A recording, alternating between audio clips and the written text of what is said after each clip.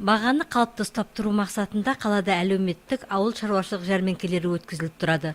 Өткен жылда қала тұрғындары үшін осындай 31 жәрмеңке ұйымдастырылыпты. Оның 25 әлеуметтік, 6-ы ауыл шаруашылық жәрмеңкелері.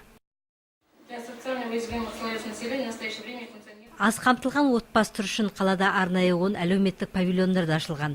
Мұның барлығы халықтың жағдайы үшін жасалып отырған шаралар. Өткен жылы осыдан 196 миллион теңге түскен. 2015 жылда осы бағыттағы жұмыстар жалғасын табатын болады. Биылғы жылдың 1-тоқсанында жәрмеңке өткізудің кестесі жасалды. Қала басшысы жауапты мамандарға осындай әлеуметтік ауыл шаруашылық жәрмеңкелерін жиі өткізіп тұруға тапсырма берді.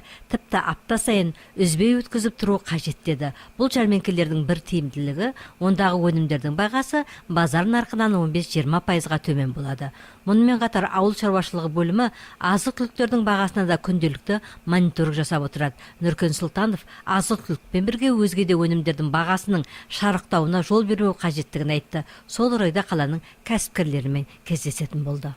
Давайте мне сделаем совещание. Сержант, запишитесь. Вот по этим вопросам. По непродовольственным, чисто не по продовольственным. С приглашением лиц в магазинах, где завышено. Не завышено, скажем так. Цены выше, чем по городу. Будем работать.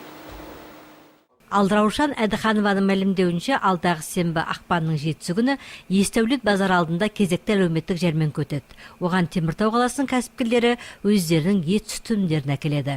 Ұйымдастырушылар бұл жәрмеңкедегі сатылатын өнімдердің бағасы да тұрғындардың қалтасын қақпай, базар нарқынан біршама төмен болатындығын айтып отыр.